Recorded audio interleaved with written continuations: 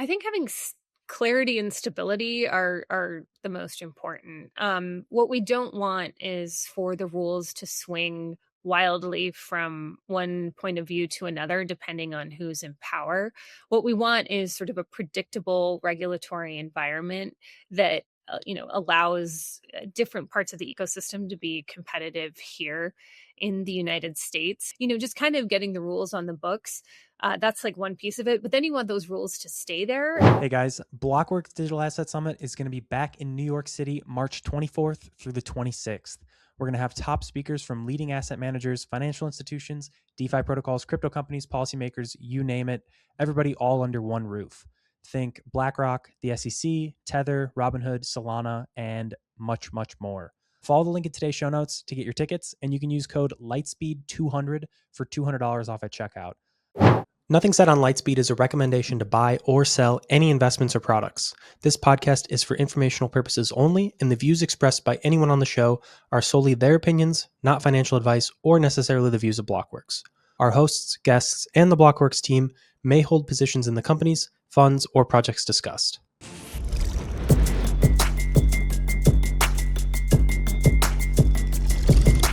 Hey guys, welcome back to another episode of the Lightspeed podcast. Today, I am joined by a special guest, Kristin Smith, president of the Solana Policy Institute. Kristin, great to have you on.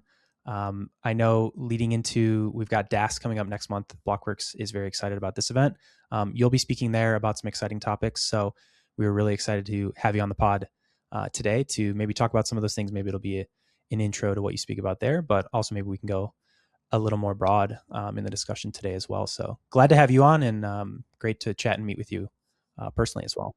Great to be here, Danny, and I'm super excited about DAS in New York. It's one of the best events of the year, and I'm going to be doing a couple different things, but most notably a fireside chat with the CFTC chair, Mike Seelig, which should be pretty fantastic because he is super bullish on blockchain and crypto, and I'm excited to hear what he's got to say. Yeah, that should be really exciting. I know Mike just put out a statement actually today or yesterday as well, specifically about prediction markets. So certainly I see the enthusiasm from them.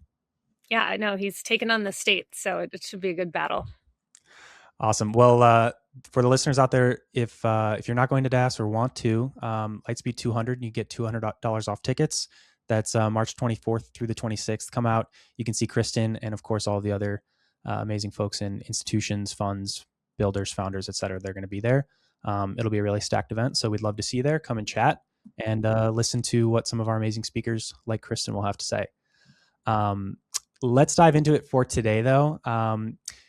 I wanted to talk a little bit maybe about your background. You previously led the Blockchain Association for several years, and then more recently have come over as president of Solana Policy Institute. I guess my maybe question there is, how did you decide, or what made you choose to make that switch, like going from sort of blockchain association? I guess in my head, it gives me this view of kind of a more broad organization in fighting for policy for blockchain related technologies versus Solana specifically.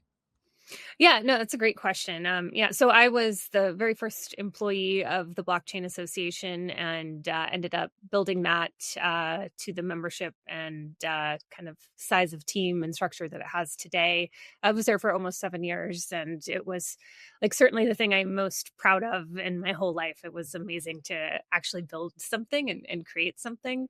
But yeah, it's a lot of work. It's a very diverse industry, and I think for me personally, I was ready for a little bit more focus and a change of pace. And so when the opportunity with Solana came up, I thought it was a really unique situation because I think that for a decentralized ecosystem, it is a real challenge to figure out how do you represent so many distinct people and individuals and businesses that are all working on the same thing in Washington. And I think that the way Solana Policy Institute came together, allows us to be very, very nimble and advocate on behalf of the ecosystem. And so Miller Whitehouse Levine, who is our CEO, came to me and courted me into this role. And I had actually hired him many years ago and had always enjoyed working with him. And so I thought it would be a nice change of pace because there's so much happening on Solana.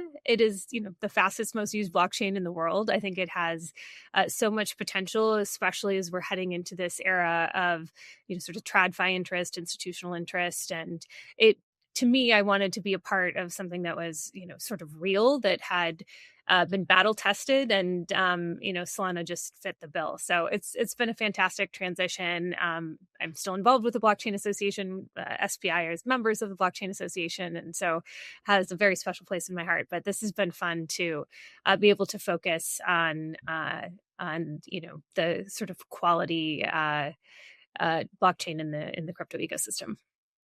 Yeah, and maybe to follow on to that more specifically, how does that transition sort of change your focus or approach, maybe in regards to like the policy or the conversations around it? Obviously, it's very different to sort of advocate for like blockchain versus a particular business. Like I'd almost equate it to like supporting farmers versus like choosing a particular farmer to support. Yeah. Yeah. Well, I would say, I think the kind of key area of difference is that at SPI, we're able to focus very deeply on the issues that are important to the Solana ecosystem. And so, to be clear, that does not mean like getting special treatment for Solana into a law or something like that, versus Ethereum or something like that. Like, we're still advocating for, decentralized blockchains.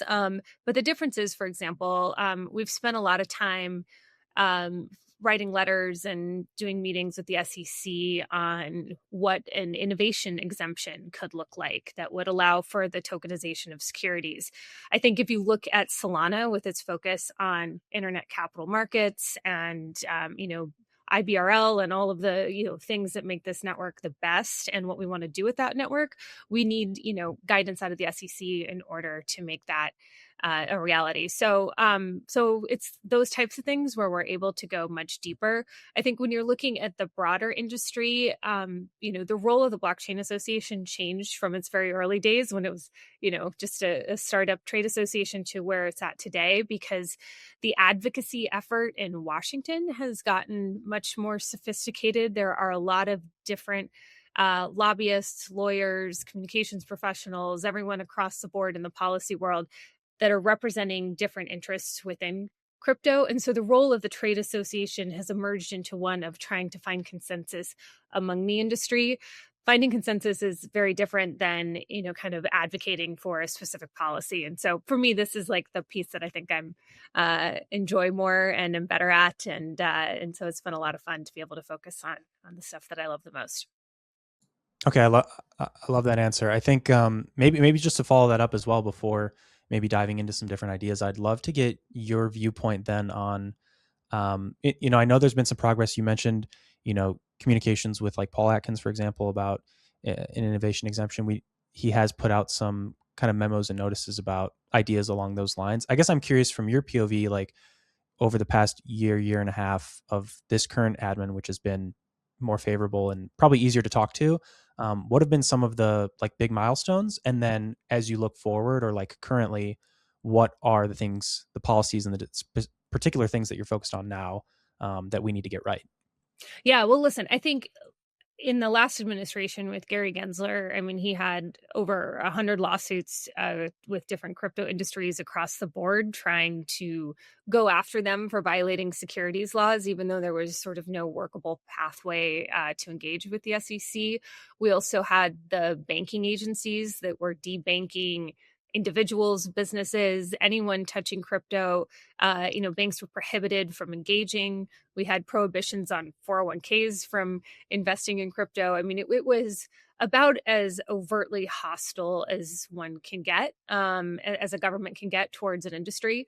And we are, it is not just a better environment today, it is the exact opposite. The enthusiasm across the entire Trump administration is maybe too good sometimes because I think it's bled down into his family and they're all in the business. But if you look at folks like Chair Seelig at the CFTC or Chair Atkins at the SEC, or Jonathan Gould, who's at the Office of the Comptroller of the Currency. I mean, these are individuals who are incredibly knowledgeable about the industry and are trying to do everything within their power. You add that to the Congress, who is in a bipartisan way, like fairly interested in crypto, and it's been incredibly productive. So I think, the first step was to sort of undo all the harmful policies and litigation from before. And we saw very quickly that the SEC, pulled back its litigation against most of the crypto companies. And you saw things like the repeal of SAB 121 and some of these sort of guidance measures that the prior admin had put forth. Those were all sucked back. Then you had the president's executive order, which really sort of set the tone for, the federal government and how they're going to approach crypto, and really sent, I think, a strong signal that, the U.S. wanted to be competitive in this. But I think the biggest moment for me was actually getting the Genius Act signed into law last summer. I went to the White House for that signing ceremony, and to actually have the president of the United States like sign a crypto bill with all of the industry and, members of the cabinet and whatnot in the room was really, really remarkable. So there's been more progress than I could have in my wildest dreams have thought of a couple years ago, maybe even 1 year ago. But there's still a lot of work to do. I think that Congress is working on market structure legislation, and we can go deep into that. That's an important piece. We do also need to update our commodities regulatory laws and our securities laws in order to provide the sort of certainty and pathways that allow more projects to launch here in the US, that allow more investors to come in and to pave the way for tokenization. And so, there is a lot of work to do, both on the legislative and the regulatory front. But the good news is I think everyone's really focused on it. And I'm very hopeful they'll be able to build on the success of 2025 here at 2026. Awesome. A lot of positivity there. Maybe highlighting the Genius Act and that getting signed into law. I guess, do you have a view, or, from conversations or interacting with folks in the space, are we already at the point where we're seeing sort of the positive kind of effects of that going into law, or is there still more time sort of for that to really kind of make its way through from, being signed into law to like actually implementing and businesses seeing the kind of realized value of it? Yeah, no, I think companies aren't waiting, right? I mean, I think we've seen deals across the board of different, new stablecoin issuers that are entering the marketplace. We've seen, I think, just last week, PayPal is talking about Solana being its, sort of blockchain of choice for stablecoins. Where we're seeing a lot of business deals get announced as a part of this. Now, when a bill is signed into law, like the Genius Act, there are many, rulemakings that are often embedded within that bill. So a rulemaking is when an agency goes through a big process to write the details in order to enact the bill. That is still underway. The Treasury Department, for the most part, is taking the lead on those regulations. So we don't have those specifics, but we have enough in place that we're seeing, sort of large issuers announce that they're going to be here in the United States. I mean, I think of Tether, who was overseas for so long. They have USAT now. I mean, you have these types of announcements and projects and business activity that is happening as a result. And so I think, this is sort of what we talk about when, we have this sort of certainty that there's going to be a law. It really does open up a lot of new commercial activity and opportunity. And so, I think, I think we're going to continue to see the specifics of the rules evolve, but yeah, there's been a tremendous amount of interest in the stablecoin space in the business community. I think what's also interesting too is, when I'm traveling overseas, or when some of my colleagues on our team, you can go all around the world, and other countries are now talking about the Genius Act. I have one of my colleagues was in a meeting in Korea, and there were all these translators and speaking Korean and whatnot back and forth. But every few sentences you would hear the Genius Act, because they're very focused on trying to figure out how to make sure that their laws are compatible with those in the United States. Gotcha. I think that makes a ton of sense. It seems we're at least at a point in time where there's enough sort of information and clarity on the table from the legislation for, companies to start making moves. But until the kind of ironclad details are fully put together, then you'll see some of that maybe finalization of rollouts of new products and things along those lines, which makes sense. Maybe jumping along to, I think, somewhat a related issue was there was the Clarity Act recently, and there was I saw some back and forth, I guess personally, with some certain crypto businesses kind of in favor of what the bill had put forth, and others opposed to it on the merits of, this isn't entirely what we would like to see in a bill. So we kind of want to, we're against this policy unless some critical issues are fixed. I'm curious if you and, SPI have a particular view on Clarity and how that is, sort of mulling its way through Congress today. Yeah. Well, so Clarity is still a work in progress, as you pointed out. The House very quickly passed its version of the Clarity Act last year. Made it through the committee quickly. It had a overwhelmingly bipartisan vote on the House floor, and then that bill moved on to the Senate. I was a staffer in the Senate for 6 years. I was also a staffer in the House, I think, for about 4 years, and so I can tell you, the Senate thinks and moves very differently than the House. There are less senators than there are House members. There's only 100.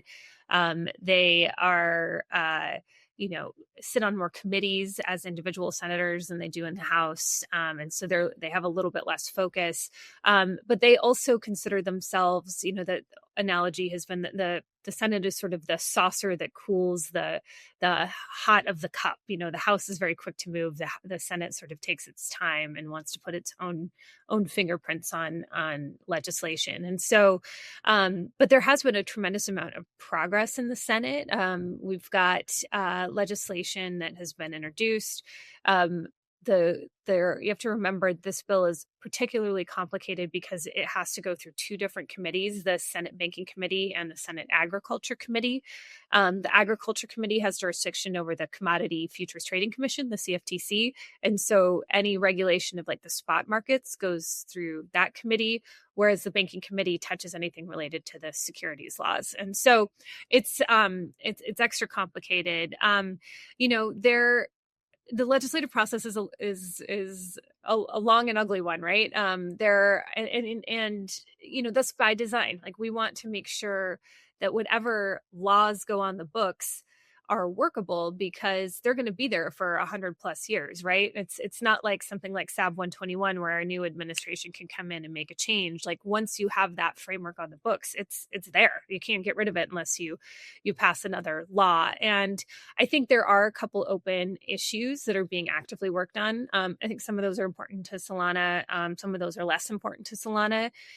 One issue that is outstanding is there are some members of the Senate that are concerned about President Trump's activity, or at least his family's activity in the crypto space. That doesn't have really anything to do with like the regulation of the crypto technology or the crypto industry, but that is an issue that is continuing to be worked on. The maybe most public open debate right now is around rewards and the so-called yield issue, whether a platform like Coinbase, for example, can pass along rewards to its user base as an incentive to sort of switch over and hold stable coins on their platform. That is, there are a lot of discussions going on right now. The White House is personally involved, and there have been several meetings at the White House to try to come up with a deal. The whole rub there is the banks are sort of claiming they're worried about deposit flight, and they seem to be pushing back on this, but that is an issue that is underway. But I would say that the White House is very involved, and this is like very sort of key piece to getting the bill through the committee. And so I do think that there's probably a deal that can be struck there. And then there's some other issues sort of around DeFi and making sure that that is treated appropriately. Every time you see a new draft, all the lawyers come in and they look through and they find, some issues here or there. But I would say the committees are very receptive to having conversations on those issues. And so, I think from a Solana perspective, I think that, the bill is definitely in the right track. And I think that, if we get the details done right, which I do think we can get them right, that this will be a huge boon for really the whole industry, and the Solana ecosystem specifically, because it will have that framework that will allow institutions and traditional finance to enter the space, which I think is kind of one of the keys to having more mainstream adoption. But yes, there are some companies that have been very public. There's others companies that are working privately to try to make these changes. But, I'll say if you look at the Genius Act, I was very concerned about a lot of the provisions in the Genius Act until I wasn't, because people work through them. There's conversations that are happening every day with the authors of the bill, and they're open to making changes in order to make sure that it gets done right. And I think that clarity can be on that same path. It's great to have your perspective, at least on the process. I would imagine for most, maybe for the viewers out there, for retail folks within the space, it's you see the headline of, oh, Genius Act passes, or oh, Clarity Bill gets pushed to next house and from House to Senate, and it kind of skips over all the other important details, like, oh, okay, maybe it might actually, they need to debate this for a bit longer. It'll take 1 or 2 years before we see, some real implementation of actual things. And I think most people are really just exposed to the headlines. So I think it's great to understand a bit more of the nitty gritty in the process there. I'd love to maybe then zoom back out to kind of market structure generally, and how you and Solana Policy Institute are thinking about, like, what's important to Solana here, like from a market structure standpoint, and like what would we really love to see get implemented, or what clarity would we love to see come from clarity? Yeah. Yeah. Well, first of all, I think we want to have clarity that, tokens like the Sol token, those are commodities, right? Like we have ETFs today that have, more or less in a backdoor way sort of declared those to be commodities. So I don't think we would want anything to change to that. We think that is an important issue. But what's perhaps most important is we want people to be able to do things on the Solana blockchain, right? We want DeFi to be able to thrive on the Solana blockchain. And so there are some provisions that we would like to see around software developer protections that we want to have included, that don't hold developers liable for any wrongdoing somebody might do with their code unbeknownst to them, right? I think that is a really important piece, and I think we've been really lucky that the House and the Senate have acknowledged that and have included those provisions in the legislation. So I think that's very important. Similarly, we want to make sure that a software developer does not have the same obligations as a centralized intermediary who has sort of control and custody of somebody else's assets. Like that is not, that is not regulation that fits sort of the role that they have. And so, we do want to make sure that sort of the regulation designed for intermediaries are limited to just intermediaries. And so, I think, our goal is, we want to see the Solana ecosystem, thrive across the board, and have anybody who wants to build on it be able to do so in a way where they can do it in the U.S. and that they feel like they have the certainty to proceed without having to have a bunch of upfront cost of hiring a bunch of lawyers and figuring out all the complex details that have kind of prevented projects, particularly in the U.S., from launching in the past. So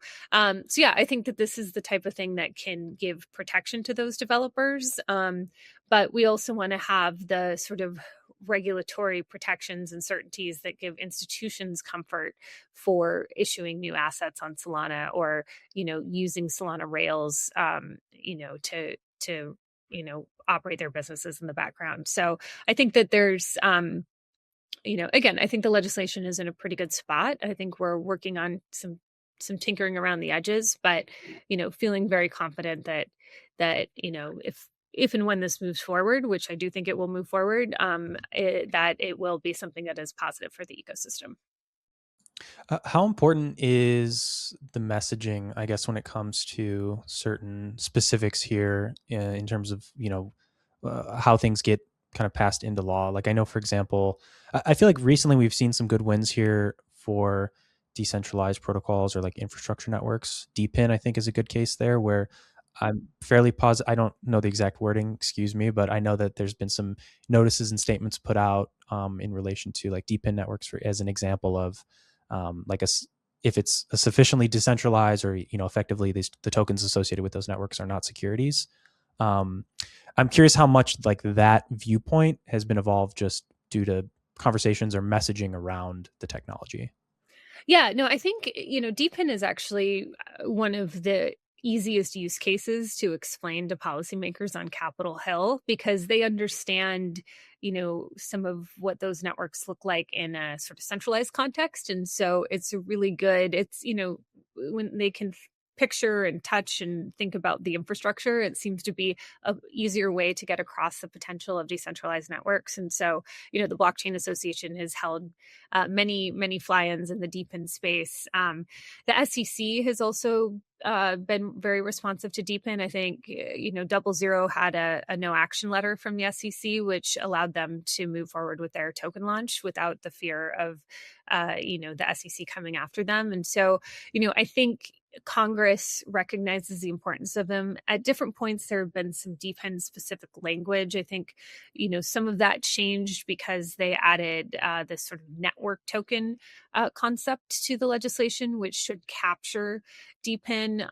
But yeah, these are the types of things where, as the SEC is able to provide guidance and no action letters on some of these sort of subcategories, we want to make sure that the legislation that's moving forward captures that same spirit, so there's consistency between the two. But yeah, I think DePIN has been a fantastic educational tool when it comes to teaching members of Congress, particularly those that are sort of new to the idea of crypto, what the potential is, and it's been hugely successful.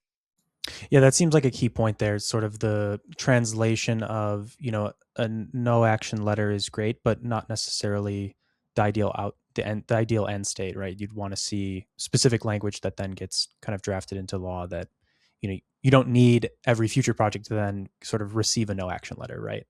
Exactly. Yeah. No, the hierarchy, like the most certain, what is hardest to change are laws, right? Because a law has to go all the way through Congress in order to be signed into law. And it's most bills take years, like 7 to 10 years on average for a large piece of legislation to get done. So, once you sort of get that locked into law, it's very hard to undo it unless you pass another law. Sort of the second best to having a law is having a rulemaking. This is when the agency says, hey, I've got this authority under the statute. I'm going to issue a proposed rule. I'm going to seek public comment on that rule. We're going to comment on the comments, and then we'll do it. There's a whole process that they engage in to refine the specifics.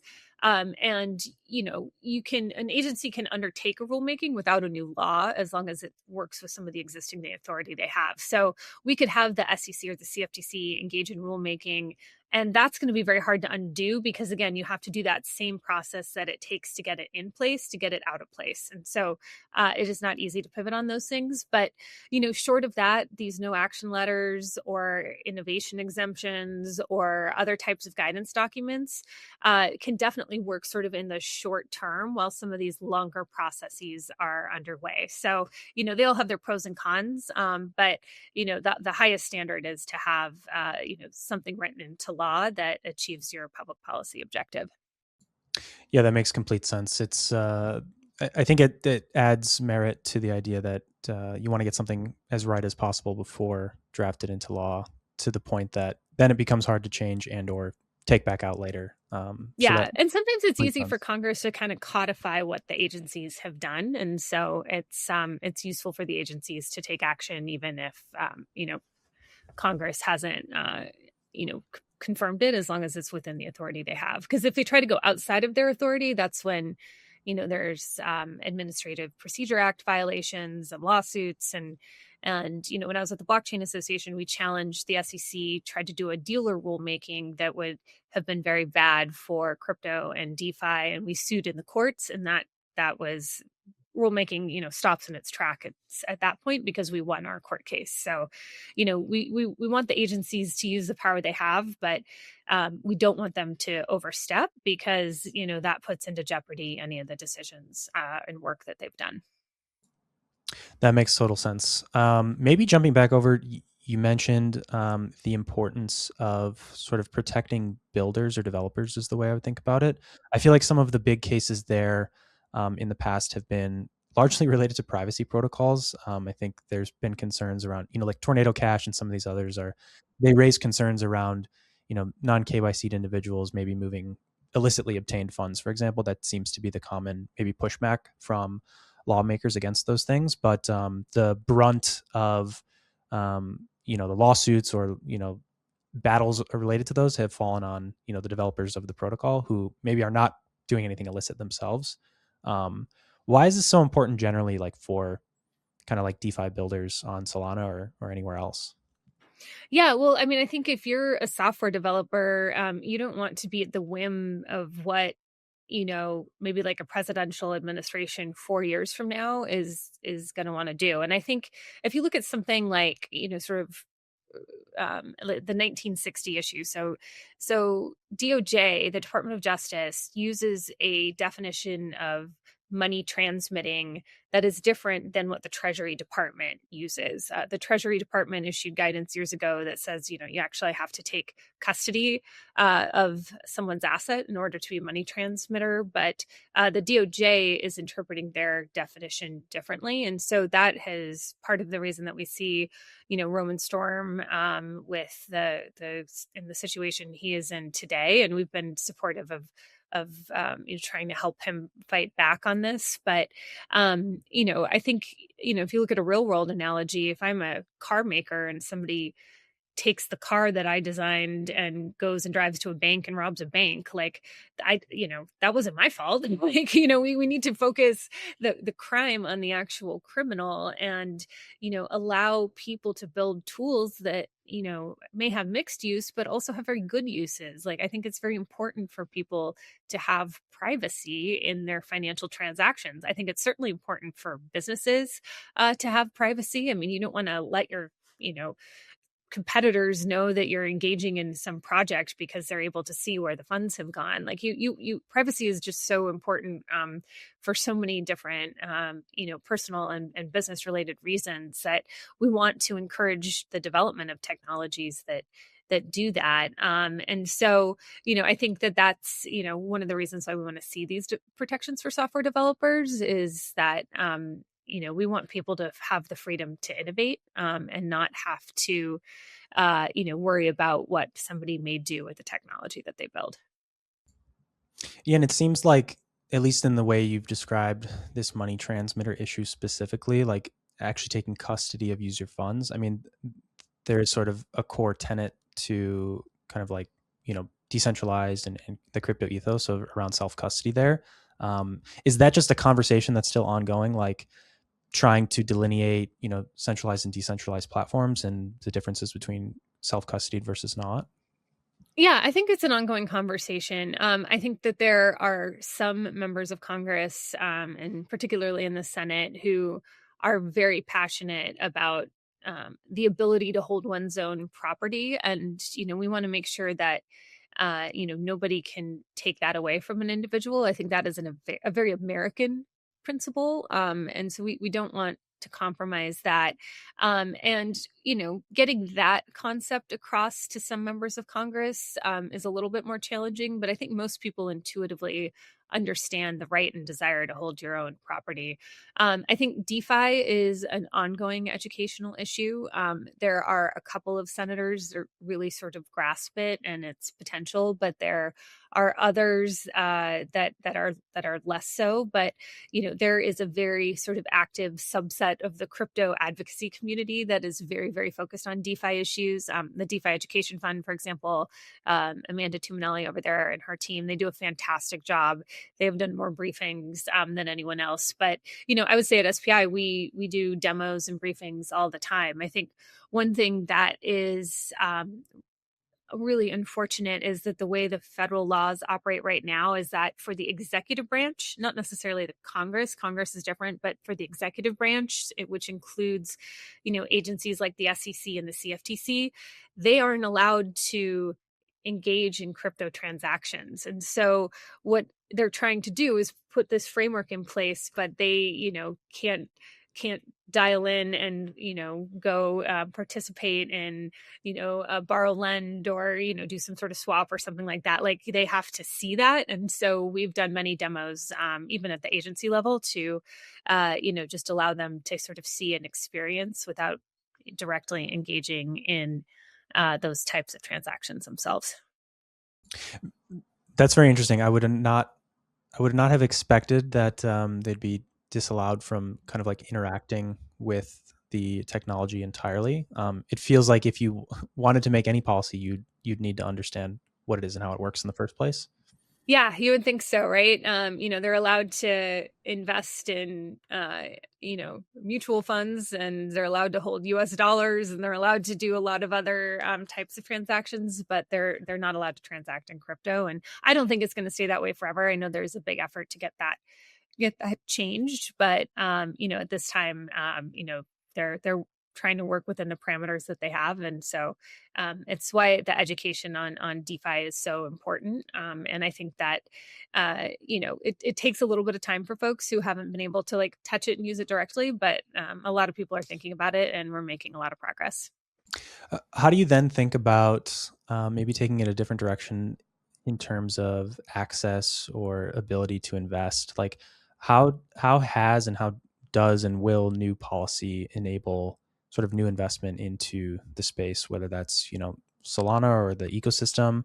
We've seen a lot of larger, maybe TradFi institutions, if you want to call them that.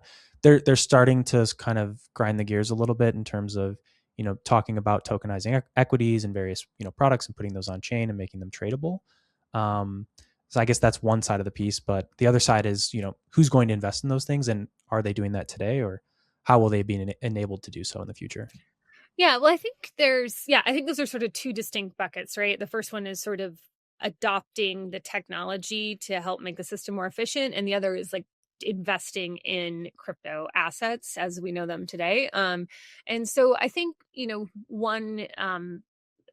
one big sort of vehicle for doing so has been ETFs. I think, for a lot of these institutions, the ETF wrapper is something they're familiar with. They don't have to worry about the custody of the assets themselves. It's, something that's regulated. It's for a lot of, depending on the type of asset allocator, it fits within the rules that they have to deal with. And so I think that has been a really big opportunity for asset allocators who are looking to get exposure to crypto.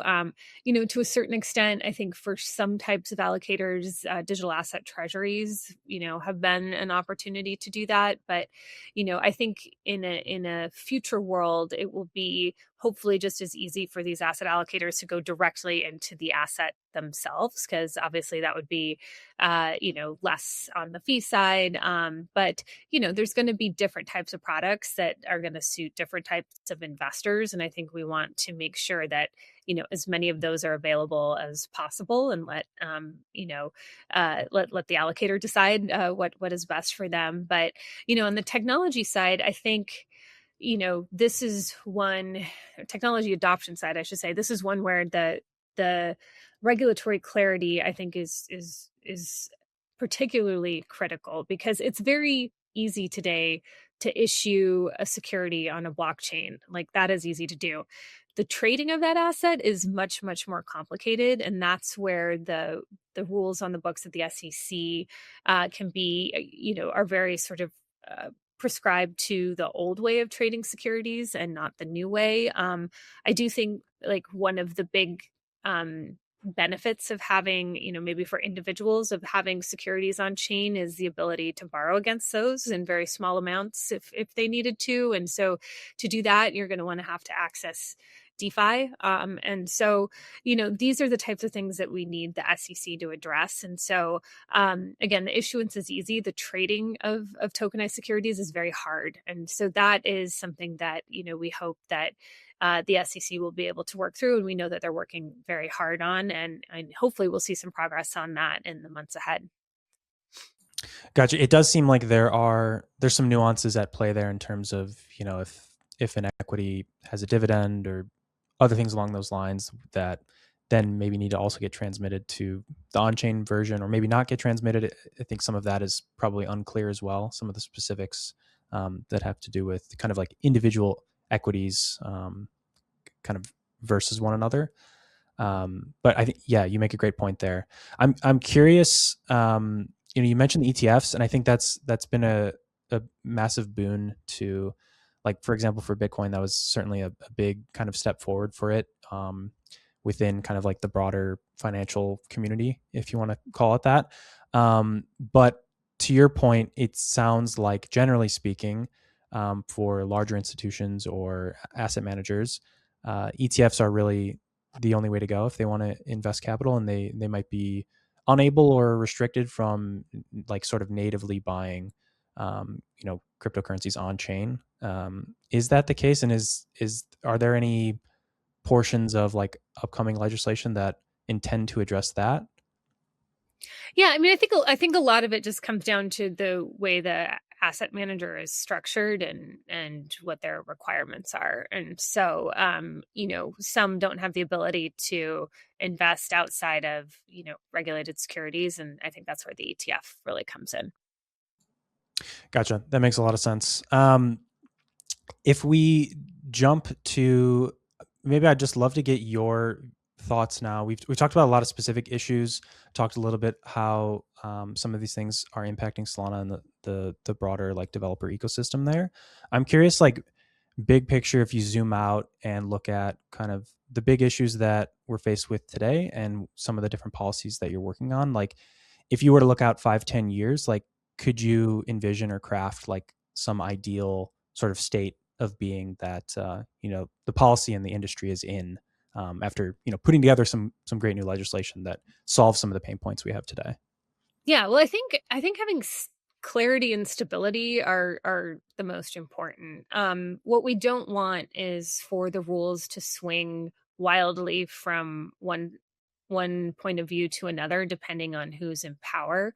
What we want is sort of a predictable regulatory environment that allows different parts of the ecosystem to be competitive here in the United States. And I think there's a couple ways that can happen.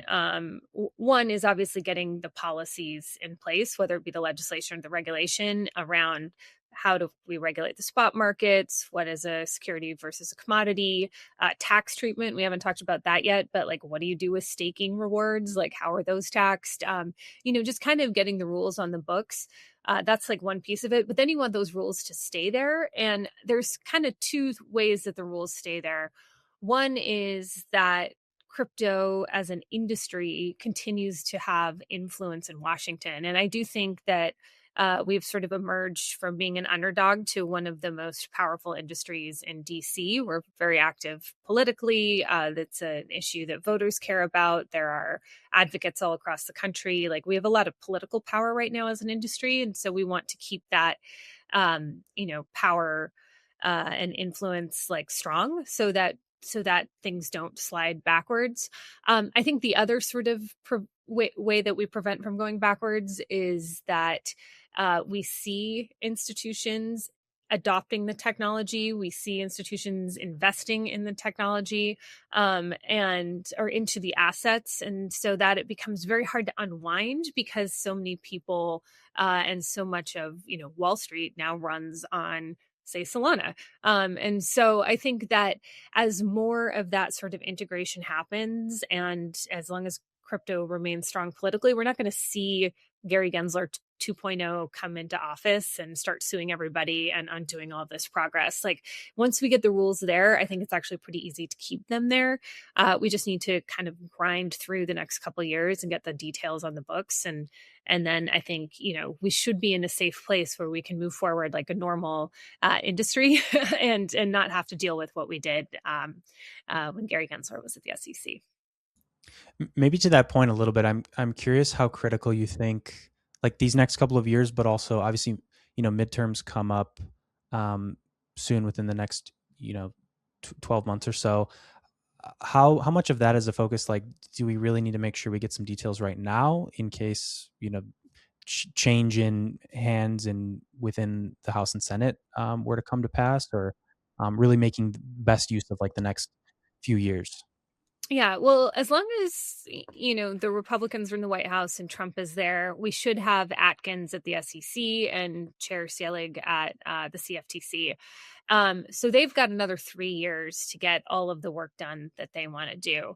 Um, Congress, I think, is a slightly different. It does seem to be beneficial right now to have Republicans in control of both the House and the Senate. They both are very motivated. If you look at the votes we've seen so far in the House, as well as Genius, you tend to get 95% plus of the Republicans and a smaller percentage of the Democrats, but you get enough votes to get it done. I think the challenge we have on the Senate side, let's say we're the Senate to flip, is right now Elizabeth Warren, the senator from Massachusetts, very anti-crypto. She's known for her anti-crypto army.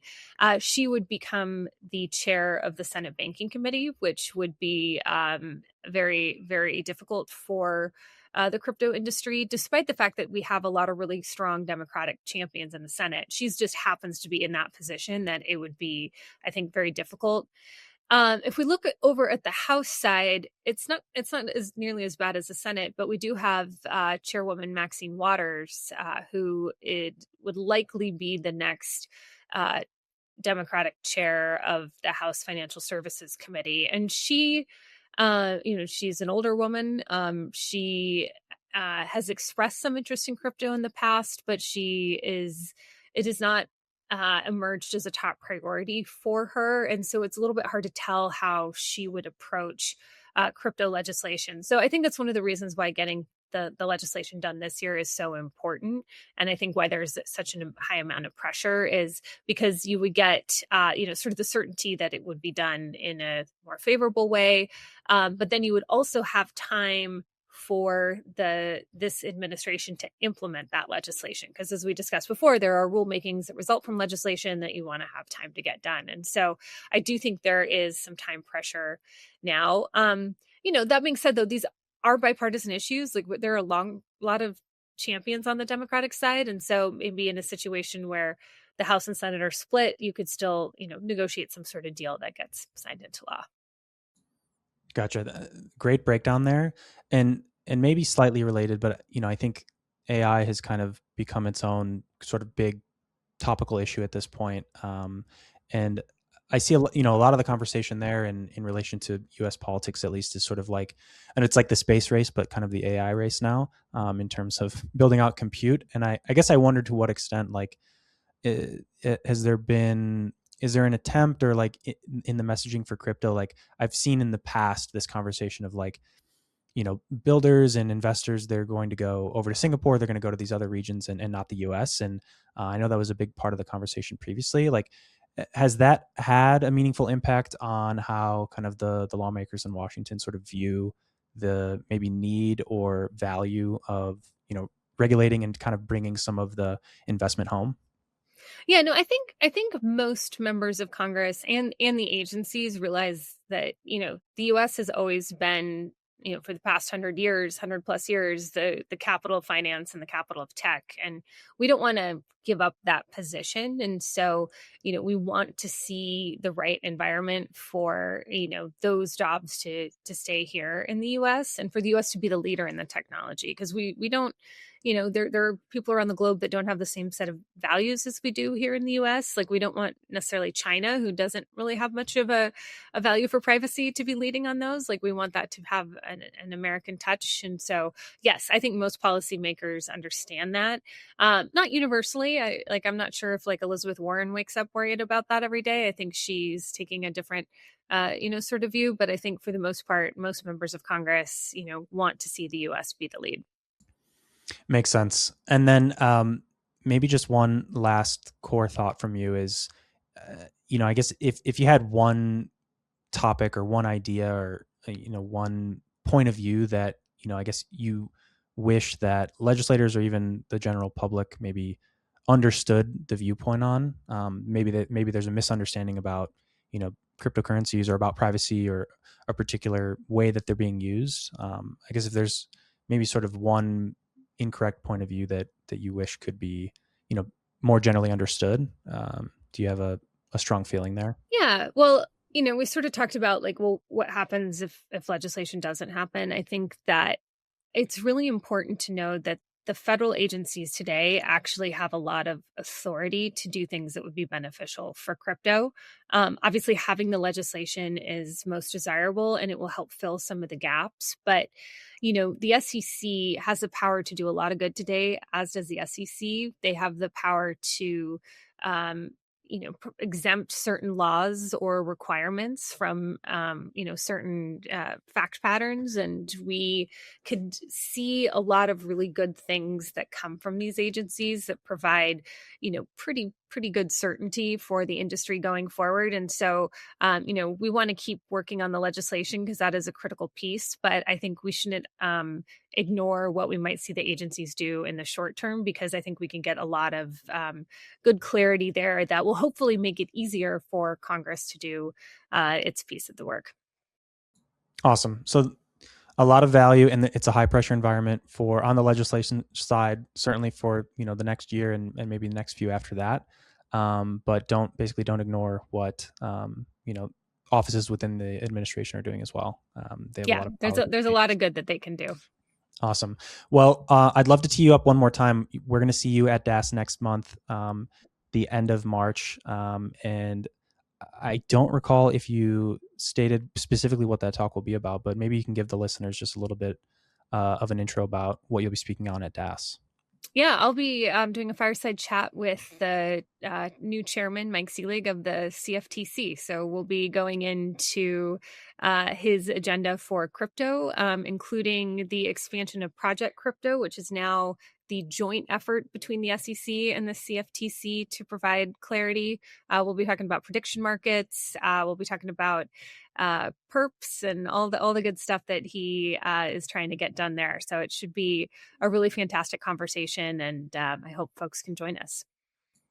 Awesome. Love that. I know it's really interesting to me to hear, an individual from the CFTC talk about perps and prediction markets. I think it's, I don't know, when you're sort of within this sort of retail space, it's, it's something that users and maybe the consumers of the products talk about frequently, but to kind of hear it at that level is great. So definitely for the listeners out there and potential attendees of DAS, if you can, go check out that fireside chat that Kristin will be having. Use code Lightspeed200 to get $200 off tickets. And hopefully we'll see you there at the end of March.